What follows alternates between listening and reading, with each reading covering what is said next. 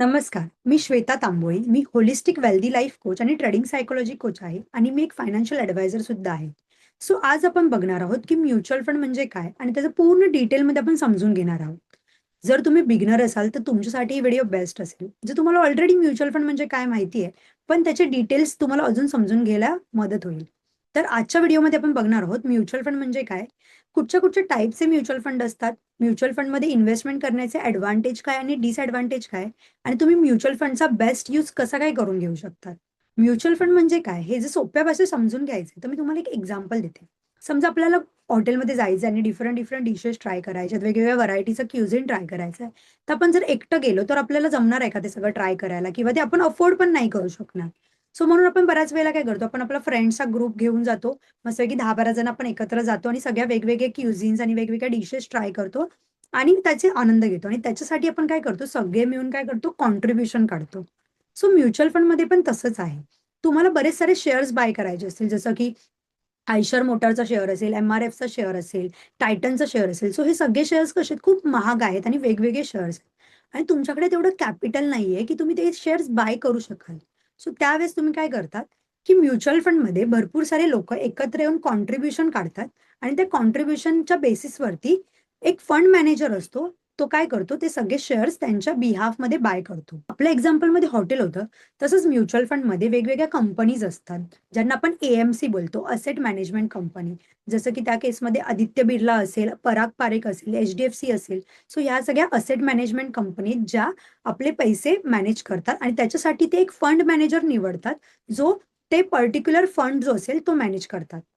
जसं हॉटेलमध्ये कॉन्ट्रिब्युशन काढून दिल्याच्या नंतर आपल्याला त्याच्या बदल्यात काय मिळतं, वेगवेगळ्या डिशेस ट्राय करायला मिळतात, छान-छान पदार्थ खायला मिळतात. तसंच इथे आपण ज्यावेळेस आपले पैसे देतो, त्याच्या बदल्यात आपल्याला आयदर इंटरेस्ट मिळतो किंवा डिव्हिडंड मिळतो. हे डिपेंड करतं, की तुम्ही कुठच्या टाइपचा फंड चूज करताय. तुम्ही जर इंटरेस्ट ओरिएंटेड फंड चूज केलात, तर तुम्हाला इंटरेस्ट मिळणार. जर तुम्ही डिव्हिडंड ओरिएंटेड फंड चूज केलात, तर तुम्हाला त्याच्या बदल्यात डिव्हिडंड मिळणार. तर या म्युच्युअल फंडमध्ये तुम्ही 2 पद्धतीने इन्व्हेस्टमेंट करू शकतात. एक म्हणजे एस-आय-पी आणि दुसरं म्हणजे लंप एस-आय-पी म्हणजेच काय, की सिस्टमॅटिक इन्व्हेस्टमेंट प्लॅन. ज्याच्यामध्ये तुम्हाला एक स्पेसिफिक अमाउंट डिसाईड करायची असते आणि एक डेट डिसाईड करायची असते. ज्या डेटला तुमच्या बँक अकाउंटमधून सर्टन अमाउंट, मग ती 500 असेल, 1000 असेल, 5000 असेल, ती अमाउंट कट होते आणि त्या फंड्समध्ये ॲड होते आणि इन्व्हेस्ट होते. आणि लमसममध्ये जसं आपण एफ-डी करतो, की माझ्याकडे भरपूर सारे पैसे आलेत आणि आता मला इन्व्हेस्ट करायचे सो तशी पण इन्व्हेस्टमेंट तुम्ही म्युच्युअल फंडमध्ये करू शकता. तर बेसिकली हे म्युच्युअल फंड चालू करण्यामागचं कारण हेच होतं, की लोकांना शेअर मार्केटबद्दल नॉलेज नाही आणि लोकांना शेअर मार्केटमध्ये इन्व्हेस्टमेंट करायची. पण ते करणार कसं? कारण की तेवढं कॅपिटल नाही, तेवढे पैसे नाहीयेत. सो एक फंड मॅनेजर जो एक्सपर्ट आहे, ज्याला शेअर मार्केटचं सगळं नॉलेज आहे, तो काय करतो लोकांकडून पैसे घेतो, त्याचं नॉलेज यूज करतो आणि ते शेअर मार्केटमध्ये इन्व्हेस्ट करतो आणि त्याला जे काही रिटर्न्स मिळतात, त्याच्यातले सर्टन रिटर्न्स तो लोकांना रिटर्न करतो. तर आत्ता आपण बघूया, की कुठच्या-कुठच्या टाइपचे म्युच्युअल फंड असतात. मेजरली 5 टाइपचे म्युच्युअल फंड असतात. एक म्हणजे इक्विटी म्युच्युअल फंड. म्हणजेच काय, की ते जे काही पैसे आपण इन्व्हेस्ट करतो, ते संपूर्णपणे शेअर मार्केटमध्येच इन्व्हेस्ट होतात.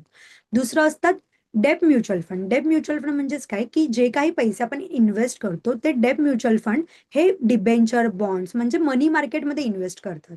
तिसरे असतात hybrid mutual fund. Hybrid mutual fund म्हणजेच काय, की जे काही पैसे आपण इन्व्हेस्ट केले, त्याच्यातलं सर्टन अमाउंट ही इक्विटी म्युच्युअल फंडमध्ये जाते आणि सर्टन अमाउंट ही डेब्ट म्युच्युअल फंडमध्ये जाते. कधी-कधी सर्टन अमाउंट ही कमोडिटीज जसं की गोल्ड असेल, सिल्व्हर असेल, त्याच्यामध्ये पण इन्व्हेस्ट होते. चौथं टाइप आहे सोल्युशन ओरिएंटेड म्युच्युअल फंड. म्हणजेच काय, की जे सोल्युशन्स देतात, जसं की रिटायरमेंट प्लॅनिंगसाठीचं सोल्युशन असेल किंवा चाइल्ड एज्युकेशन सोल्युशन असेल. सो ते तसे फंड असतात. रिटायरमेंट प्लॅनिंग फंड असेल किंवा चाइल्ड एज्युकेशन फंड. सो हे झाले सोल्युशन ओरिएंटेड फंड.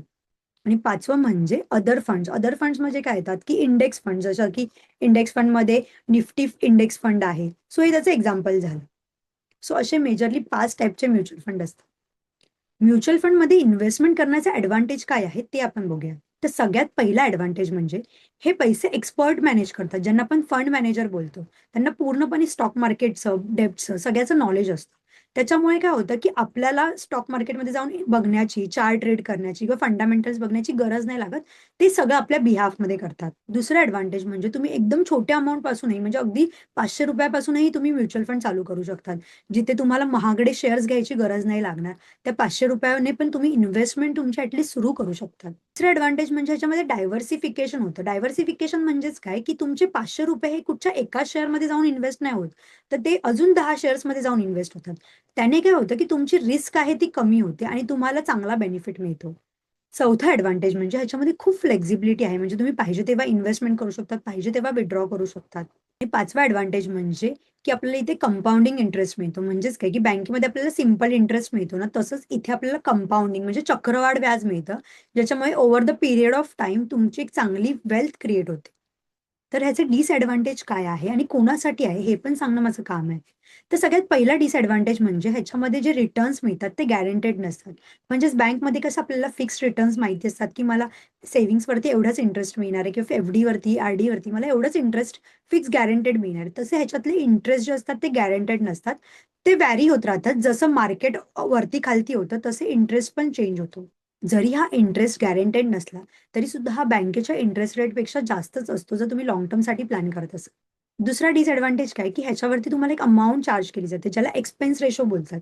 म्हणजेच काही जो फंड मॅनेजर आहे, तो तुमच्या बिहाफने इन्व्हेस्टमेंट करणार आहे. सो त्याचं पण काहीतरी काम आहे. ते तो जे काम करतो त्याचे तो चार्जेस घेतो, ज्याला एक्सपेन्स रेशो असं बोलतात. तिसरा डिसएडव्हांटेज म्हणजे काय, की म्युच्युअल फंड हे लाँग टर्मसाठी बनलेले आहेत. की मिनिमम मोर दॅन 3 इयर्ससाठी बनलेले आहेत. कारण की शॉर्ट टर्ममध्ये ह्याच्यामध्ये लॉसेस होण्याचे किंवा तुमचं कॅपिटल कमी होण्याचे चान्सेस असतात. जर तुम्ही लगेच विथड्रॉ करताय तर. पण जर तुम्ही त्याला लाँग टर्मसाठी ठेवताय, तर त्याच्यात तुम्हाला नेहमी बेनिफिटच होतो. सो म्हणजेच काय म्युच्युअल फंड हे लाँग टर्म पॉइंट ऑफ व्ह्यूने बनलेले आहेत. आता आपण बघूया, की याचा बेस्ट यूज कसा काय करून घ्यायचा. तर सगळ्यात महत्त्वाचं म्हणजे कधीही तुम्ही एखाद्या म्युच्युअल फंडमध्ये इन्व्हेस्टमेंट करत असाल, तर सगळ्यात पहिल्यांदा तुमचं प्लॅनिंग करायला पाहिजे, की तुम्हाला हे नक्की कशासाठी इन्व्हेस्टमेंट करायचे आहेत.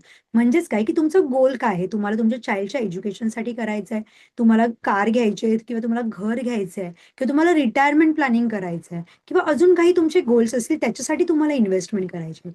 ज्यावेळेस तुम्हाला हे क्लिअर असतं, की मला नक्की हे पैसे कशासाठी इन्व्हेस्ट करायचे आहेत, त्यावेळेसच तुम्ही त्याच्यातून बेस्ट रिटर्न्स घेऊ शकता. त्याचा बेस्ट यूज तुम्हाला होऊ शकतो.